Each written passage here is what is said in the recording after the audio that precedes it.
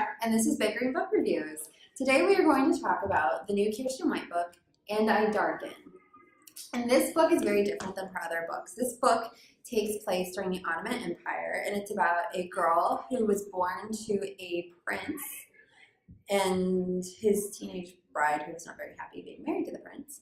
And her name is Vlada, and her father didn't want a daughter. He wanted a son, and he said, well, she'll be beautiful, I'll be able to marry her off. And her nursemaid says, prays to whoever's listening and says, please make her ugly. And so you find out Vlada does end up being ugly, but by not being a pretty girl that they can marry out, Vlada has to be able to be with the boys. So Vlada learns how to train, and she becomes very astute in military and guard behavior. Is that how you would phrase it?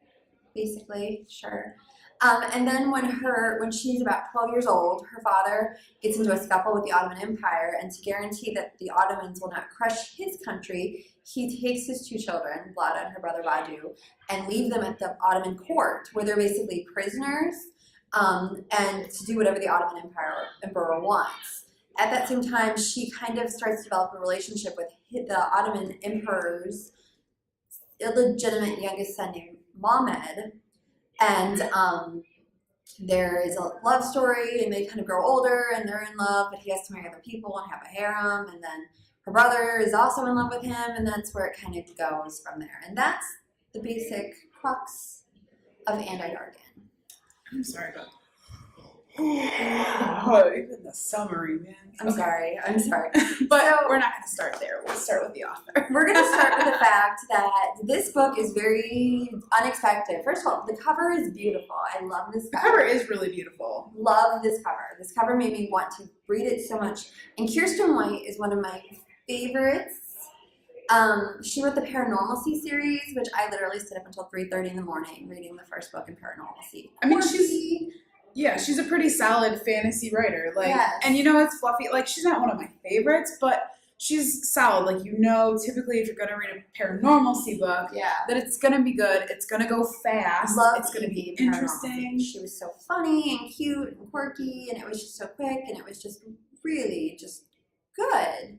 Well, and you kind of think that the same thing's going to happen with this cover, though, because it looks like action, but it also looks like maybe it might be similar to like The Selection or something, because they've got like this flower being hit with a sword. Like, it looks cool. Or maybe it would be something kind of like, what are those? Oh, the ones with the girl who was born with the stone in her belly button. Did you read those? No, like, it sounds terrible. They're so good. And there's a prophecy she has to complete, and there's like 3 books, and oh my gosh, are you talking about the Troll series? No, it doesn't matter. They're if it's an Amanda Hawking series, I can't tell you right now. it's Keirsten something. Really, really good. It was, but that's what I was kind of expecting.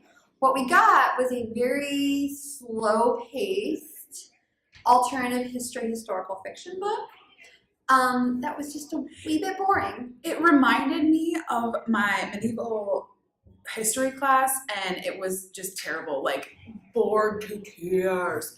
And like, at one point, Vlada, or I thought it was Lada because I was reading it and not listening to it, and therefore you don't pick up on the fact that she's Vlad the Impaler until the end of the book when Keirsten White tells you. I mean, I probably would have known that had I really known more about the history, but whatever. Anyway, she says that she's bored with her life, and I'm thinking, yeah, me too, so let's just not. It moves really, really slow. Plus, it jumps around, and listening to it, I don't know if you were really into it, but I don't know if reading it would have been easier. But I'm like, how old are they? What time is this? Where are we? Yeah, it was really hard to follow. It was hard to follow to know, like, how much time had passed in between chapters, how old they were. Yeah, there was just, like, so much skipping ahead, and I don't understand why she had to cover their whole life. Like, I don't think that it was important to start in the early years. You could probably spend a chapter, like, giving a summary of what happened at birth on to, like, their teen years when they met Mehmed, and then just fine. And then I honestly felt like it took so long to get there that I didn't care about any of the characters. I didn't care about Vlada. I didn't care that she was in love with Mehmed, even though he had a whole harem of ladies.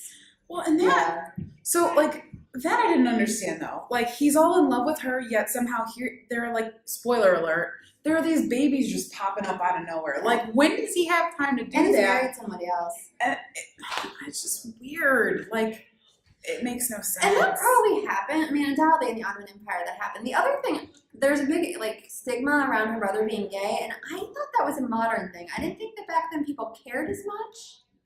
I don't know. I just thought that it felt trite. It felt like everybody's doing that now. So, yeah, let's make it a love triangle between the brother and the sister and a guy who's never going to love the brother anyway. I mean, it just felt overdone. And see, that didn't bother, well, that part didn't bother me. It just felt like it was like putting drama where there wasn't necessarily gonna be drama. And it's a long book for you not to get a real resolution. It is Nearly 500 pages. Yeah, it is. I can tell you because I have it right here. 475 pages. And I guess the expectation, I'm assuming it's going to be part of a trilogy at least. So I'm assuming that if you do another, I will not keep reading. I'm not going to keep reading, and honestly, I'm not going to recommend it to anybody. So I don't recommend it to you. Don't read it. It's not worth it. It's not worth your time. I think that there is a certain audience that would like this book. I don't think it's a teen. And that's one of the things I find frustrating. Yeah, it's not a teen book either. Like, I get that her other books are teen books, and I get that this might be argued as a new adult book, but it would take a very special teen to pick up a 470-page book that moves so slow. And some of the content's pretty, I mean, you've got, like, rape scenes, you've got harems, you've got, like, serious bloody killings going on, and it's slow moving. I don't know. It just doesn't work for me. I think if I wasn't listening to it, I would have liked it. Like, I don't know if I would have gotten through it. I'm actually kind of happy because you had a lot left. I'm done. Yeah. So I think we should rate it. Yeah. At that point. I'm gonna say I give And I Darken 1 goblin. So I give And I Darken 1 troll. It was pretty bad. And I don't recommend it. Move slow. It takes a special person. No, I don't recommend it. Don't read it. But do read Paranormalcy. Yes, definitely. Excellent book. Yes, Paranormalcy, good. This one, not so much. Okay, well, adios. Bye.